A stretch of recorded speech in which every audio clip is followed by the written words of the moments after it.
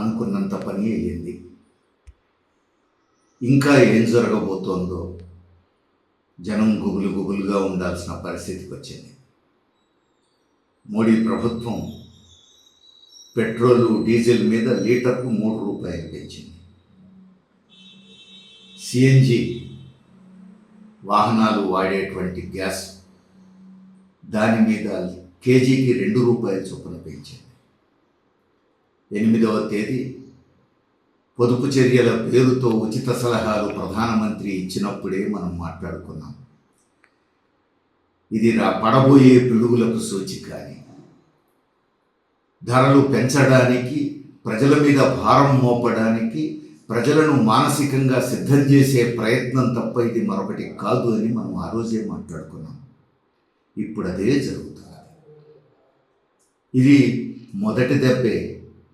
ఇంకా రానున్న రోజుల్లో ఏం జరగనున్నదో, ఎన్నిసార్లు పెంచనున్నారో మనం వేచి చూడాల్సిన అవసరం ఉంది. కొంతమంది చెప్తున్నారు, పరివారానికి సంబంధించిన వాళ్ళు మోడీ ప్రభుత్వానికి మద్దతు ఇచ్చేటువంటి వాళ్ళు కొంతమంది చెప్తున్నారు, మన దగ్గర చాలా తక్కువ పెంచుతున్నారు, అమెరికాలో చాలా ఎక్కువ పెరిగింది, ఇతర దేశాల్లో చాలా ఎక్కువ పెరిగింది అని. అంటే రానున్న రోజుల్లో ఇంకా ఎక్కువ పెంచబోతున్నామని చెప్పడం తప్ప ఇది మరొకటి కాదు. ఎందుకు ఇట్లా జరుగుతుంది?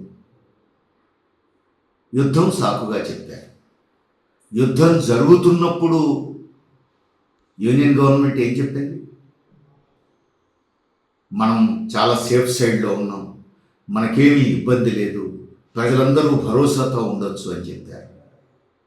యుద్ధం ఆగిన తర్వాత కూడా 7వ తేదీ వరకు ఈ మాటలే చెప్పారు. కారణం ఏమిటి? యుద్ధం జరుగుతున్న సమయంలో 5 రాష్ట్రాల్లో ఎన్నికలు జరగవలసి ఉన్నది. మే 4న ఎన్నికల ఫలితాలు వచ్చినాయి. అప్పుడే చాలామంది చెప్పారు, ఇక ఉంటుంది ముసళ్ళ పండగ, ఇక బాధుడు మొదలవుతుంది అని. అది 8వ తేదీన ఉచిత సలహాల పేరుతో ప్రారంభమై ఇప్పుడు బాధుడు కార్యక్రమం మొదలైంది. ఇది ఎంతకాలం? ఇప్పుడు మోడీ ప్రభుత్వం ప్రజల మీద భారం మోపేటప్పుడు చెప్తున్నటువంటి సాకులు కూడా కుంటి సాకులు. ఈ ఆయిల్కు సంబంధించినటువంటి కంపెనీలు ఏం చెప్తున్నాయి? ఇప్పుడు ప్రపంచంలో ఈ ఆయిల్ సంక్షోభం వచ్చి ఉండకపోతే, పాత పద్ధతుల్లోనే అమ్ముకొని ఉంటే వాళ్ళకి ఎంత లాభం వచ్చేదో ఊహించుకొని, ఇప్పుడు వస్తున్నటువంటి లాభానికి ఆ లాభానికి మధ్య తేడా ఎంతుందో చూసి, ఇగో ఇంత నష్టపోతున్నాం కాబట్టి ధర పెంచాలి అంటున్నారు. అంటే ఇప్పుడు నష్టాలు రావటం వల్ల కాదు, ఇంకా ఎక్కువ సంపాదించుకునే వాళ్ళం, ఎక్కువ లాభాలు వచ్చేవి. ఇప్పుడు వస్తున్న లాభాలకు పాత ధరలతో అమ్ముకుంటే, పాత పద్ధతుల్లో అమ్ముకుంటే వచ్చి ఉండే లాభాలకు మధ్య తేడా. మరి గతంలో దాదాపు అంతర్జాతీయ మార్కెట్లో చమురు ధర 0కు చేరిన దశ కూడా ఉంది, నామమాత్రమైన ధరకు చేరిన దశ కూడా ఉంది. అలాంటి సందర్భాల్లో మరి విండ్ఫాల్ ప్రాఫిట్స్ అంటాం మనం, విపరీతమైనటువంటి లాభాలు దండుకున్నారే. మరి ఇక్కడ ధరలు ఆ రూపంలో 20 రూపాయలకు లీటరు, 30 రూపాయలకు లీటర్ ఏమీ ఇవ్వలేదు కదా. అంటే అంతర్జాతీయ మార్కెట్లో ధరలు బాగా తగ్గినప్పుడు బొజ్జలు నింపుకున్నారు ఇక్కడ కంపెనీల యజమానులు. ఇప్పుడు అంతర్జాతీయంగా ఒక సమస్య వచ్చిందనే పేరుతో మళ్ళా భారాలు మోపడం మొదలుపెట్టారు. మరి మోడీ ప్రభుత్వం ఏమన్నా తక్కువ తిన్నదా? యూనియన్ గవర్నమెంట్ ఏమన్నా తక్కువ తిన్నదా? మోడీ ప్రభుత్వం వాదన కూడా ఇట్లనే ఉంది.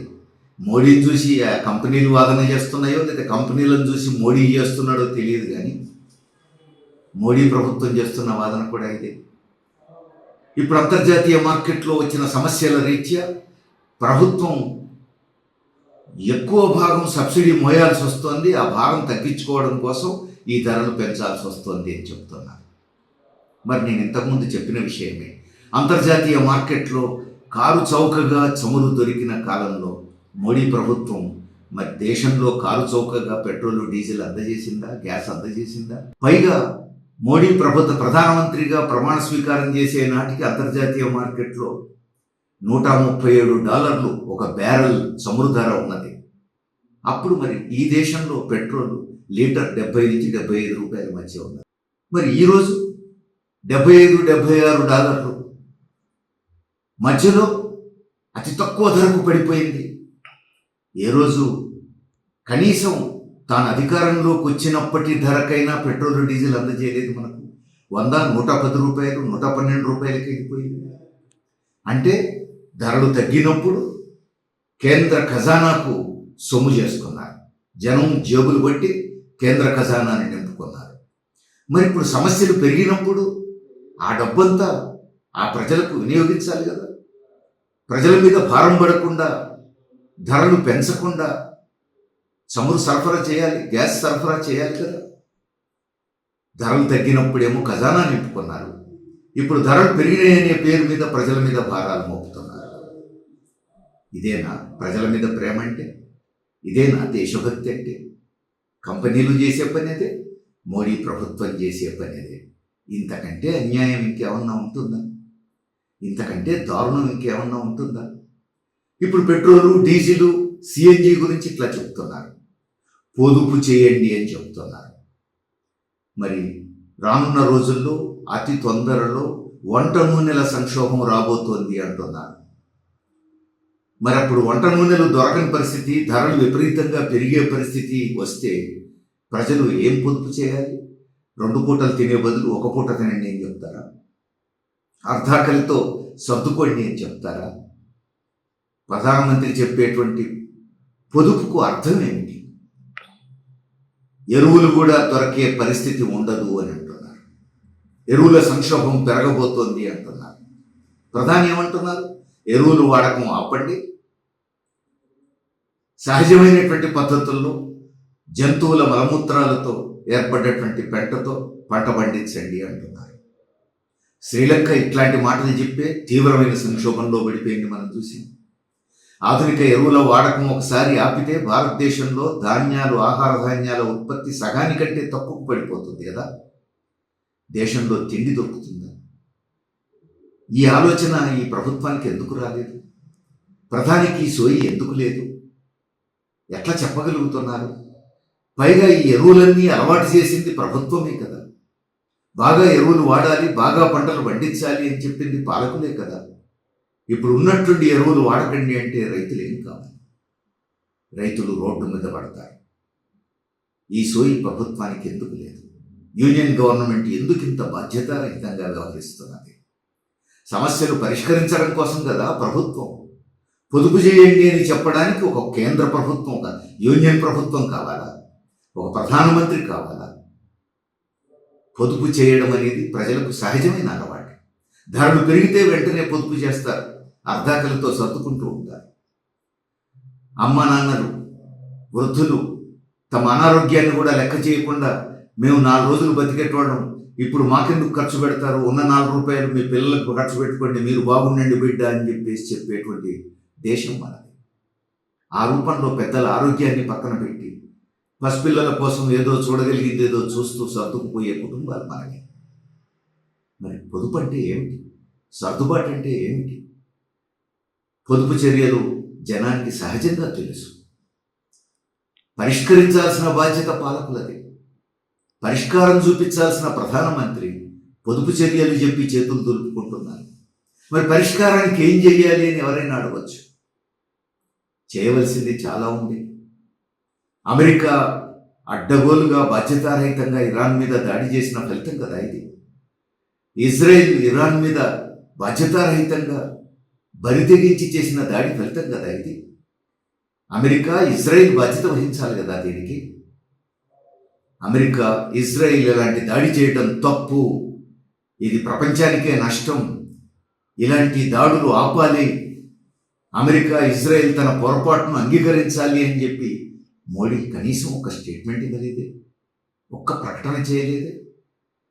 ఇలాంటి బాధ్యతారహితమైనటువంటి దాడులను మేము అంగీకరించమని చెప్పాలి కదా, చెప్పలేదే. పైగా ఇంకా ఇప్పుడు అమెరికా పాలకులు కాలు దువ్వుతూనే ఉన్నారు. ఇజ్రాయెల్ కాలు దువ్వుతూనే ఉన్నది. చూసుకుంటామని తొడలు కొడుతూనే ఉన్నారు. రేపో మాపో మళ్ళీ యుద్ధం మొదలైద్దా అనేటువంటి పద్ధతుల్లో భయం కొనసాగుతూనే ఉంది. ఇంత జరుగుతూ ఉంటే కూడా మన ప్రధానమంత్రి నోరు విప్పట్లేదు. గొడ్లు గిల్లుకుంటూ కూర్చుంటే పరిష్కారం అవుతుందా? 143 కోట్ల మంది ప్రజలకు ప్రధానమంత్రి అనే విషయం మర్చిపోకూడదు. ఇంత పెద్ద దేశం, ఇంత పెద్ద మార్కెట్ కలిగినటువంటి దేశానికి ప్రధానమంత్రిగా ఉన్న వ్యక్తి ఇచ్చేటువంటి స్టేట్మెంట్కి, చెప్పే మాటకు చాలా విలువ ఉంటుంది ప్రపంచంలో. ఈ మార్కెట్ను కాదని అమెరికా ఎంత దూరం పోతుంది? మరి ఈ మాత్రం సోయి మన యూనియన్ గవర్నమెంట్కి ఎందుకు లేదు? ఇదే ఇప్పుడు అందరం ఆలోచించాల్సిన విషయం. ఒక్కసారి భారతదేశ ప్రభుత్వం ఖచ్చితంగా అమెరికాది తప్పు, ఇజ్రాయెల్ది తప్పు అని బహిరంగంగా చెప్పే పరిస్థితి వస్తే ప్రపంచంలో 100 దేశాలు భారతదేశం వెనుక నిలబడతాయి. ఇది మన అనుభవం. అలీనోద్యమానికి నాయకత్వం వహించినటువంటి దేశం మనది. ఆ అనుభవం మన ముందున్నది. ప్రపంచంలో మనకు ఆ ప్రతిష్ట ఉన్నది. ఇప్పుడు ప్రధానమంత్రి నోరు మెదపకుండా బాధ్యతారహితంగా వ్యవహరించడం వల్ల దేశం అప్రతిష్ట పాలవుతున్నది. ప్రపంచంలో మనకున్న విలువ కరిగిపోతున్నది. ఎందుకింత నిమ్మకు నీరెత్తినట్టుంటున్నారు ప్రధాని? 143 కోట్ల మంది ప్రజల బాధలు కూడా పట్టించుకోకుండా ఎందుకింత బాధ్యతారహితంగా వ్యవహరిస్తున్నారు? అమెరికా ముందు ఎందుకు తలవంచుతున్నారు? ఒకే ఒక కారణం. అమెరికాతో అంబానీ అదానీల వ్యాపార బంధమే అందుకు కారణం అనేటువంటి వార్తలు విపరీతంగా వస్తున్నాయి. అంటే అమెరికాలో అంబానీ అదానీల వ్యాపారం కోసం, వాళ్ళ లాభాల కోసం, వాళ్ళ ప్రయోజనాల కోసం 143 కోట్ల మంది ప్రజల ప్రయోజనాలను తాకట్టు పెడతారా? ప్రధానమంత్రి నరేంద్ర మోడీ 143 కోట్ల మంది ప్రజలకా ప్రధానమంత్రి? అంబానీ అదానీలకా? ఈ దేశ ప్రధానమంత్రి బాధ్యత ఏమిటి? ఏం చేయాలి? ఇది ఈరోజు ప్రజలందరూ ఆలోచించాలి. పాలకులను నిలదీయాలి.